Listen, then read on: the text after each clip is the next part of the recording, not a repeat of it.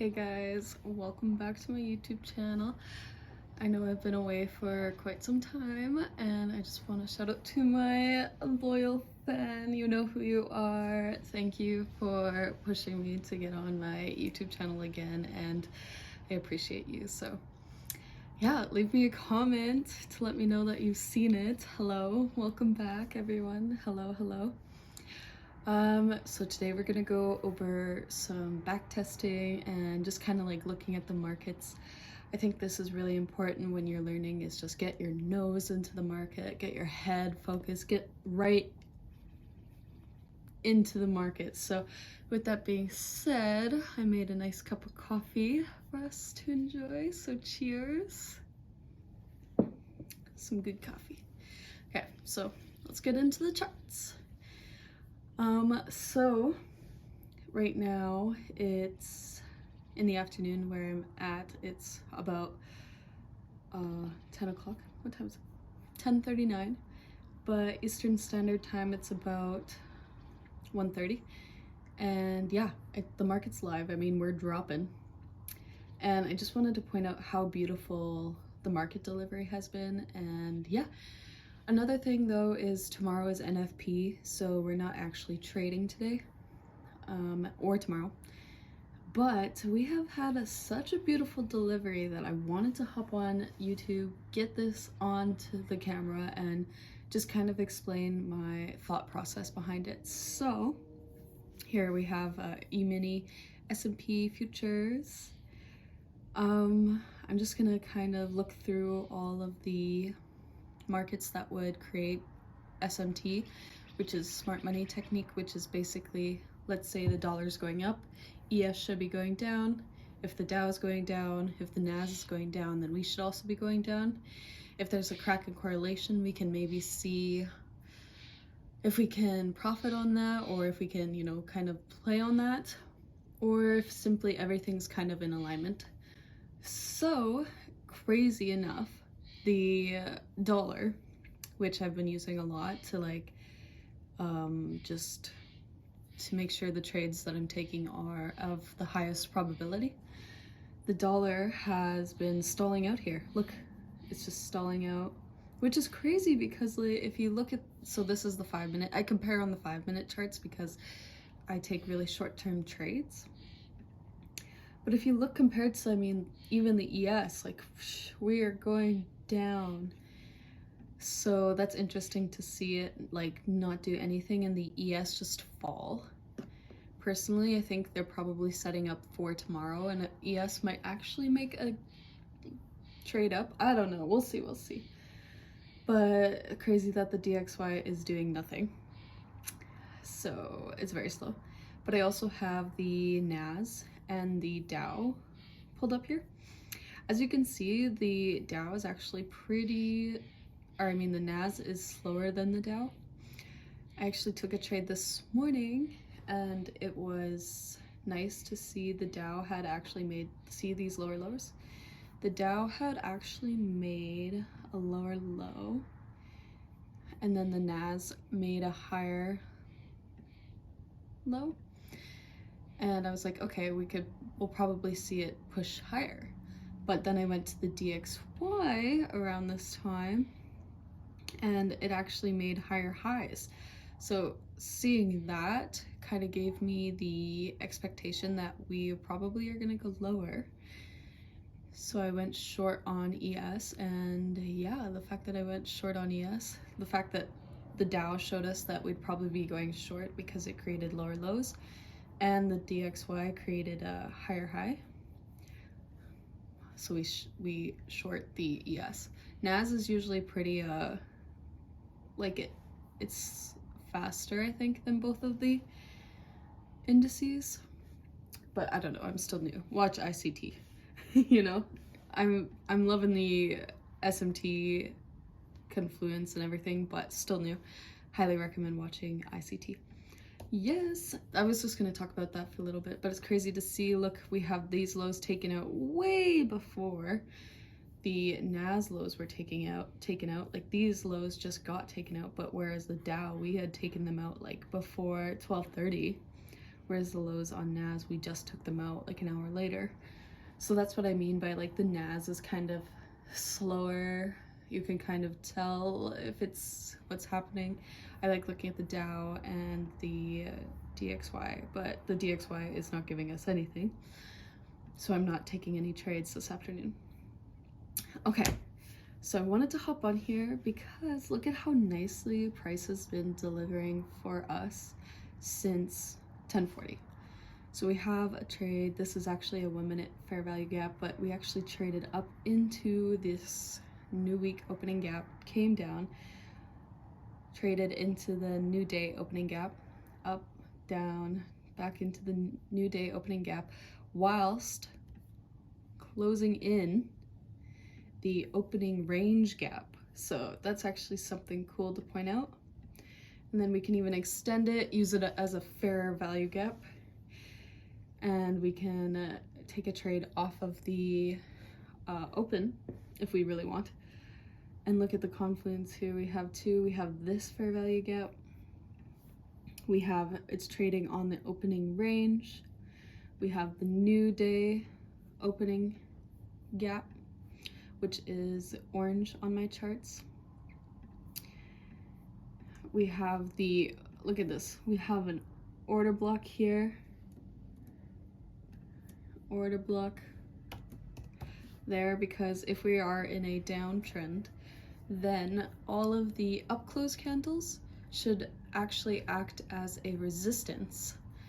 So as you can see here, because we are in a sell program, these up close candles are acting as resistance, creating an order block.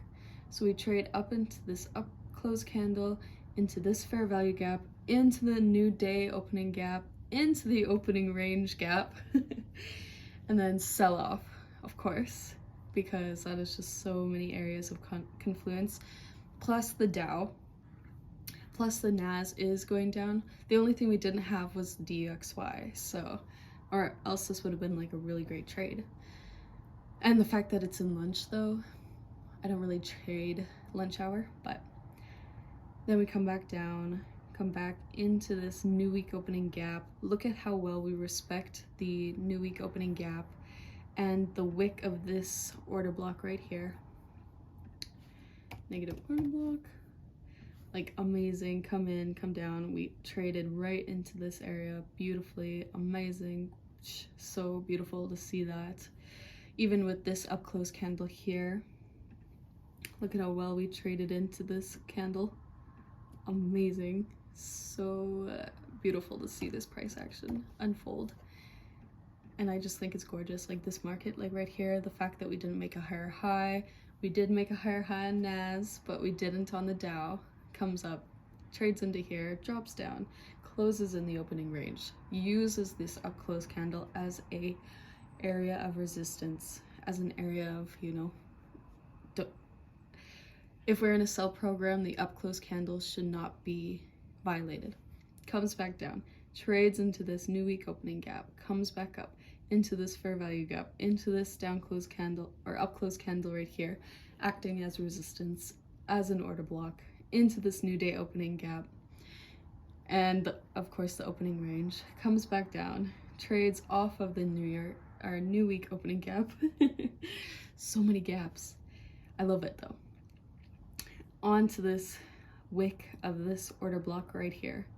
Boom, of this up close candle, boom, trades down, and then look, we finally take out the 15-minute lows, which is actually the low of the day. So I mean, that is just beautiful, beautiful, beautiful price delivery. And the fact that we had such a nice run, I'm a little bit shocked considering we have NFP tomorrow, but and the fact that the DXY has literally done nothing. If we were to see this move, but also DXY like make such a nice run up, like that is like perfect harmony. Get in the trades, like don't be scared at all, kind of markets. So the fact that it's still pushing down is amazing. I will check the 15-minute time frame to see what our next target would be after these. So I have this consequent encroachment of the daily wick, and then we have the last week's low, which I would be shocked to see if we actually take that out, because I was not expecting this. I actually was expecting price to continue going higher into this consequent encouragement of the daily FVG.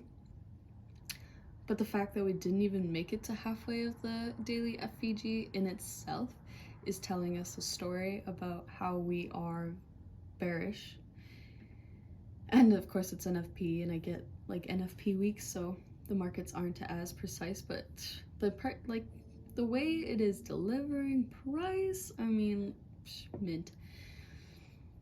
Yeah, so let's just look at this 5 minute, and then I'd probably go down to the 1 minute. As you can see, it's a little bit more messy, a little bit more high resistance on the 1 minute, but if you have these 5 minute order blocks charted out, the new week opening gaps, the opening range, your dailies, I mean, you can kind of tell the story. And if we have our liquidity area that we are targeting, and of course our gaps or our inefficiencies that we are targeting, then it's kind of a clearer picture. Yeah, I know I've been talking a lot about everything, and I think what I really wanted to point out was how nicely the 5 minute chart was delivering price here, like just beautifully. And yeah, I know it's been a while, but this is kind of like how I look through the charts, kind of see what's happening. I usually only trade the morning sessions, so I like to use the afternoon to backtest, to just live read the afternoon session if we have moves like this. Usually the afternoon session is very, very slow. So seeing it like this, I'm like, it's very crazy. But of course we're setting up for tomorrow for NFP, so we're not really trusting too much. One thing I want to leave off with though is, I will type this out. The market is only doing one of two things.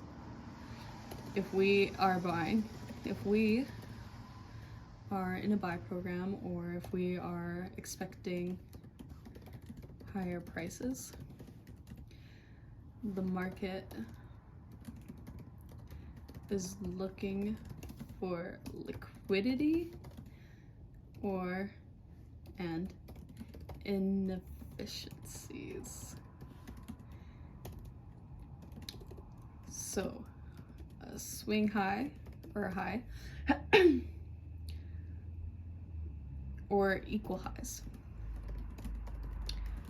for liquidity, and a gap in the market, which can be a wick, FVG, new week opening gap, new day opening gap, or opening gap range.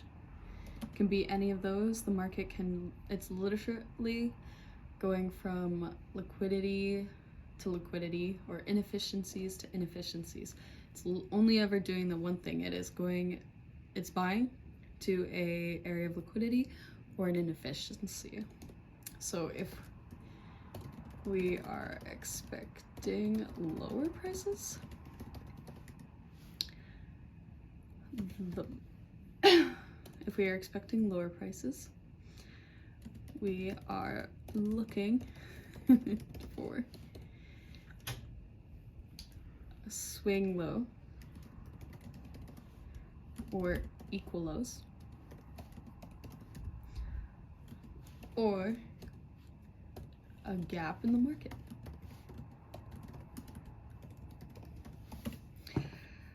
So yeah, I'll leave that. You can take a screenshot if you'd like, but yeah, I mean, this is literally all we're looking for. As you can tell, look, we went up, filled in this FVG, we came all the way back down to fill the opening range gap, which is amazing, comes back up, fills in this inefficient price action right here, comes down, takes out these swing lows, takes out these equal lows down here, comes back up, fills it, or taps into this new week opening gap, comes back down, fills in this new week opening gap, and now we are probably gonna hit this consequent encroachment of the daily wick. So yeah, I mean, I've missed doing YouTube videos, so expect a lot more from me.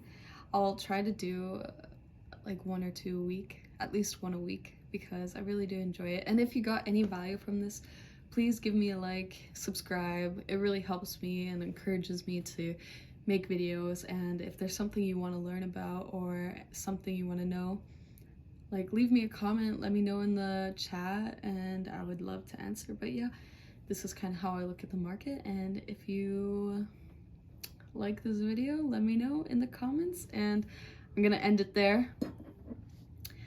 Cheers. I hope you all have a beautiful rest of your week and weekend. Tomorrow, be careful because it is NFP, so the markets are gonna be wilding out. And if they're not, I mean, is it even worth trying to trade it? Probably not. So with that being said, I will talk to you guys later. My next video, I'd like to break down a trade that I took, and yeah, let me know if that's something you'd be interested in seeing. Okay, bye guys. Hope you have a wonderful weekend, and I will see you next time.